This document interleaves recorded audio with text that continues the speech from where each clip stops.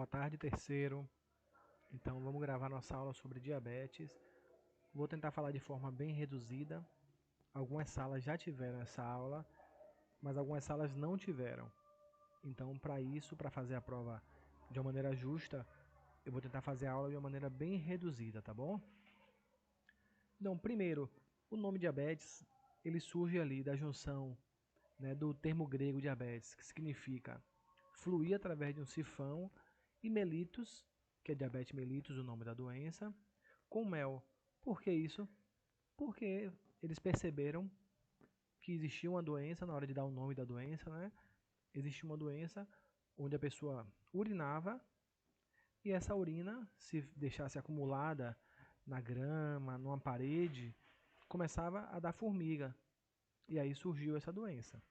O nome para essa doença. É uma doença que atinge cerca de quase 8% da população mundial. Então é uma doença que acomete muita gente. Pode parecer pouco, mas uma doença que acomete 8% da população é muita coisa. Vamos lá. A gente precisa entender como é que funciona todo o processo da glicose no sangue para a gente entender sobre a diabetes.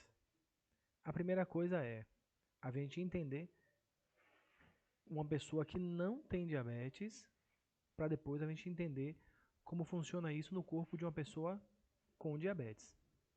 Então vamos lá. Assim que você come um alimento, a taxa de glicose no seu sangue ela fica muito alta. Daí então o corpo precisa guardar essa glicose e ir liberando aos poucos. Porque se não fosse assim, você ficaria com um monte de energia naquele momento que você come, mas logo 10, 15 minutos depois, você já precisaria de energia, porque você usou tudo de uma vez só. Então, quando você se alimenta, o corpo guarda essa glicose e vai liberando essa glicose aos pouquinhos, até que não tenha mais como liberar essa glicose e você precise fazer uma nova alimentação, ok? Esse slide, eu acho melhor a gente explicar ele com a imagem. Essa imagem é a imagem fundamental da nossa aula de hoje, ok? Então, sigam o cursor do mouse. A gente começa aqui em cima com o alimento. Você se alimentou, automaticamente a glicose ela vai ficar alta no seu sangue. O que o corpo vai fazer? Estimular lá no pâncreas a secreção de insulina. Por que, professor? A insulina é o hormônio que vai fazer com que essa glicose que está no sangue seja direcionada tanto para o fígado, tanto para os músculos, Tem esses dois locais em que automaticamente a glicose ela é estocada. Ah, professor, mas essa glicose ela não vai ser estocada no tecido adiposo? Não nesse momento. Lembra que eu falei? Nesse momento é aquele primeiro estoque para você ir utilizando no seu dia. Para que aconteça um estoque lá no tecido adiposo, tem que acontecer uma ingestão muito grande de energia e não gastar essa energia. Aí o corpo vai começando a acumular no tecido adiposo. Mas não é o nosso assunto de hoje, tá bom? Então, para hoje a gente precisa entender. Você comeu, a sua glicemia ficou alta no sangue, o corpo vai mandar um monte de insulina para que a insulina consiga colocar essa glicose para dentro das células, para o fígado e para os músculos na forma de glicogênio. Ok? Fez isso, uma pessoa normal fez isso, automaticamente a taxa começa a reduzir no sangue e quando você precisa, o corpo vai fazer o processo inverso, galera. Então olha agora aqui a parte de baixo da imagem.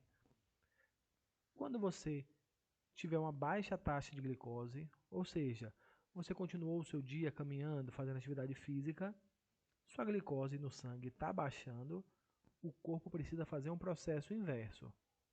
Ele vai lá no pâncreas e agora ele começa a estimular o glucagon ou glucagon. esse glucagon vai fazer o processo inverso. Ele vai pegar aquela glicose que foi armazenada e vai levar de volta para a corrente sanguínea. Deu para entender? Qualquer coisa, dá uma pausa no vídeo agora, volta para entender o processo anterior, porque esses processos são fundamentais para a gente entender. Então a gente tem a insulina, que vai tirar a glicose da corrente sanguínea, e a gente tem o glucagon, que vai colocar de volta essa glicose na corrente sanguínea. Então eu posso afirmar que o glucagon e a insulina são hormônios que têm ações opostas. Por que opostas? Porque a insulina vai fazer com que a glicose tenha uma baixa no seu sangue e o glucagon vai fazer com que aumente a glicose que está na sua corrente sanguínea. Isso tudo, gente, em uma pessoa que não tem nenhum problema. Aí a gente vai agora para os tipos de diabetes. A gente tem a diabetes tipo 1.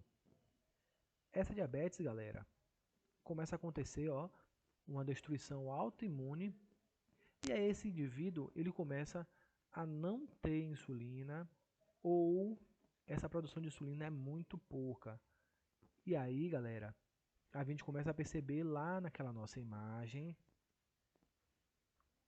o que é diabetes. Então, a gente começa agora a entender diabetes tipo 1. A pessoa comeu, a glicose ficou alta no sangue, mas na hora de estimular a insulina, né, a produção de insulina, não tem como, porque essa pessoa ela tem uma deficiência no pâncreas em que ela não consegue produzir a insulina. Então, por isso que o tipo 1 é o caso mais grave. Normalmente acontece com crianças e jovens. Então, é um caso bem grave da doença, mas para nossa sorte, é o caso que acontece em menor frequência. O maior número de casos, 90%, são diabéticos do tipo 2. O que é isso? Resulta de uma resistência à insulina. Professor, o que é resistência à insulina? Nesse caso do tipo 2, o diabético ele produz a insulina, mas essa insulina ela não consegue se ligar à glicose para tirar essa glicose da corrente sanguínea. Então, mesmo que ele tenha uma produção satisfatória de insulina, essa insulina que está sendo produzida não consegue reduzir a glicose da corrente sanguínea e ele acaba ficando com a glicose, a taxa de glicose alta no sangue também, mesmo produzindo insulina. O que é bom, né? Nesse tipo 2, ele consegue ter uma resistência de a boa parte da insulina, mas não de toda. Então, mesmo assim, ele consegue controlar um pouco do seu açúcar. Então, o diabético tipo 2, na maioria dos casos, quando ele faz uma dieta, quando ele faz exercício físico, ele consegue controlar o diabetes tipo 2. Por quê? Aquela insulina que ele está produzindo, que consegue se ligar à glicose, junto com uma dieta, né, com pouco açúcar e exercício físico, conseguem dar conta e manter a taxa dele de glicose dentro dos padrões, que não vai acontecer com o diabético tipo 1. É muito difícil o diabético tipo 1 conseguir fazer isso, porque com o tempo, né, a gente viu que é autoimune. Com o tempo ele vai parar de produzir insulina. Então ele não tem como conseguir isso só reduzir todo o açúcar dele só com dieta e exercício. Então por isso que o diabético tipo 1 ele precisa fazer introduzir, né, a insulina. Ele tem que tomar a insulina. O diabético tipo 2 vai depender. Se ele tiver uma boa resposta à dieta e ao exercício, o médico dele, junto com o nutricionista, podem avaliar se somente com dieta e exercício ele consegue manter as suas taxas dentro do normal. A gente tem aqui diabetes gestacional. O que acontece, né? Essa tolerância à glicose, ela acontece no período da gestação. E aí tem um perigo, né, que pode permanecer ou não após o parto. Não tem uma causa exata, mas muitos médicos dizem que pode acontecer por conta daquela confusão de hormônios que acontece na gravidez, né? São muitos hormônios e esse monte de hormônio pode acabar levando a essa tolerância à glicose. E aí, depois da gestação, quando os hormônios se regularizam, a mulher volta a não ter diabetes. E em alguns casos, ela permanece com diabetes.